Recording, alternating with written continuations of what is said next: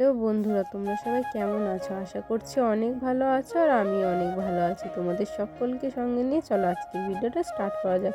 সকালে যত বাসি কাজ ছিল সেগুলো সব সেরে নিচ্ছিলাম আর স্নান টান করে এসে একটু সিঁদুর পরে নিলাম। তারপরে দেখো আমার মেয়ে ঘুমাচ্ছিল, তো ঘুম থেকে উঠে পড়েছে আর উঠে একটা মুচকি হাসি দিয়ে দিয়েছে।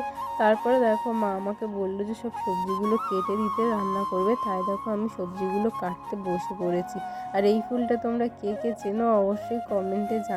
বাবা ভাজা খাবে বলে এনেছে। আমি কিন্তু একদমই তেতো খাই না, কারণ আমার তেতো খেতে একদমই ভালো লাগে না। তাও আজকে একটু খেয়েছিলাম। আর এদিকে দেখো আমার সব কিছু কাটাকুটি হয়ে গেছে আর মা আমার জন্য সকালবেলা পরোটা এনে দিয়েছিল, তো সেটাই আমি বসে বসে এখন খেয়ে নিচ্ছিলাম। তারপরে দেখো আমার মেয়েকে আমি স্নান করিয়ে নিয়ে চলে আসলাম আর ওকেও একটু ভাত খাওয়াতে বসে পড়েছি তেতো ভাজা দিয়ে।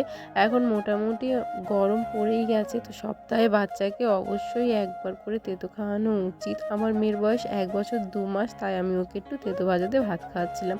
তারপরে দেখো আমিও খাওয়া দাওয়াটা কমপ্লিট করে নিলাম আর বসেছিলাম দুপুরে। তাই দেখো মা আমার জন্য একটা বরফ এনে দিয়েছিল। তারপরে দেখো আমি আজকে অনেক কেচেছি, তো সেগুলোই সব তুলে আনলাম রোদ থেকে।